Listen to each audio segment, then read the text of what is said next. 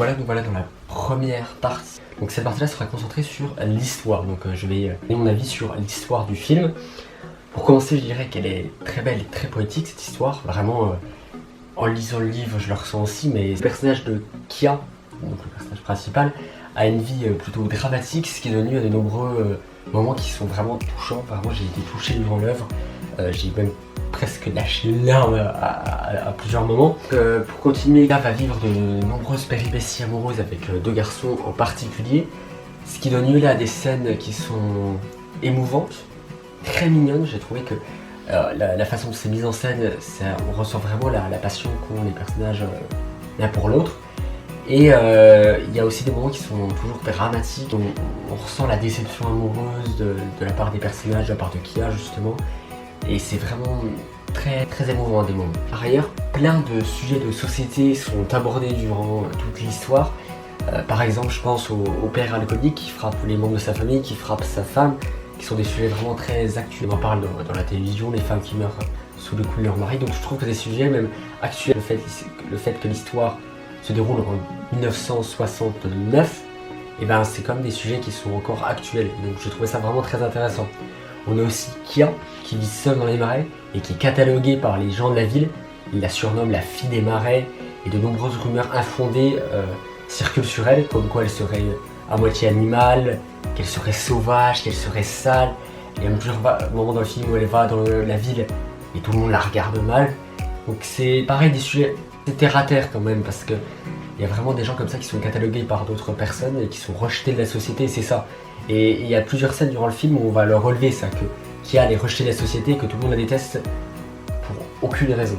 Pour continuer, on a aussi un récit d'apprentissage durant tout le long de l'histoire. On voit Kia évoluer de plus en plus, parce qu'au départ, elle est abandonnée par tous les membres de sa famille, elle se retrouve seule à vivre à un très jeune âge, ne sait ni lire, ni écrire, et surtout qu'elle n'a pas d'argent. Donc on va la voir apprendre à gagner de l'argent pour se payer à manger, on va la voir aussi apprendre à lire, à écrire, et à travers cet apprentissage, elle va s'aider de plusieurs personnes, ce qui donne lieu à de nombreuses rencontres très humaines, de nombreux contacts humains qui sont vraiment très beaux. J'ai trouvé que les humains, parce qu'il n'y en a pas beaucoup du coup, puisqu'elle est cataloguée par la plupart des gens de la ville, et le fait que quelques humains aident, ils sont vraiment avec elle, je trouve ça vraiment touchant. Concernant du coup Kia, j'en parle depuis le début, Kia c'est un personnage super attachant. Donc c'est dû aussi à la performance d'actrice de Daisy Edgar Jones, qui joue superbement bien les personnages. Et c'est vrai que j'ai ressenti beaucoup d'empathie envers Kia, envers le personnage, et elle m'a touché plusieurs fois, et j'avais l'impression de vivre les mêmes émotions qu'elle, et de la connaître comme si c'était une amie, alors que c'était rien qu'un personnage. Ensuite, l'enquête est super intéressante, il y a beaucoup de suspense tout au long de l'histoire. Aussi, entre plusieurs suspects, on se dit ah oui, peut-être que ça pourrait être lui qui aurait tué le personnage, peut-être que ça pourrait être elle. Et même à la fin, quand on a la révélation finale de qui a tué le personnage, j'ai quand même été surpris. Je me suis dit ah oui, c'est ce personnage-là qui a tué la personne. Et même là, j'étais surpris. Donc concernant la fin, je trouve que la fin était très poétique. Certes, elle est heureuse, donc ça pourra déranger certaines personnes pendant que la fin est heureuse. Ça aurait pu être une fin presque plus dramatique. Mais il y a tellement une drame dans l'œuvre que ça fait du bien à la fin d'avoir une fin heureuse, qui est en plus dans la continuité du film. Et bref, moi je l'ai trouvé vraiment très bien. Pour finir sur les points positifs concernant l'histoire, j'ai relevé que les dialogues étaient très bien écrits. Certes, il y en a beaucoup qui sont, je pense la plupart d'ailleurs, sont tirés du livre, donc il n'y a rien d'inventé pour le film. Mais même en sachant ça, j'ai trouvé que les dialogues étaient vraiment très beaux. Il y a beaucoup de liens avec la nature, j'en reviendrai dans une autre partie de ma vidéo. Mais j'ai trouvé que les dialogues étaient bien écrits. On passe sur les quelques points négatifs que j'ai pu relever parmi l'histoire. Dans l'œuvre, on va alterner entre l'année 1969 où ils ont retrouvé le corps et qu'il y a l'enquête, et la vie de Kia qui se passe depuis 1953, je crois, quelque chose comme ça, jusqu'à 1969.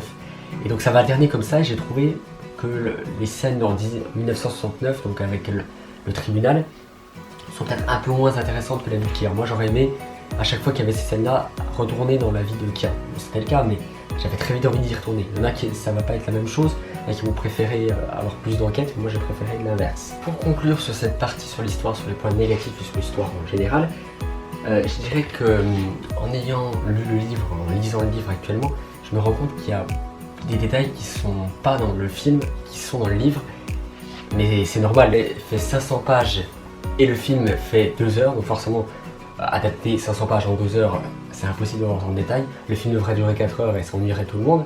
Ou pas, hein. Moi j'aurais préféré être resté 80 films.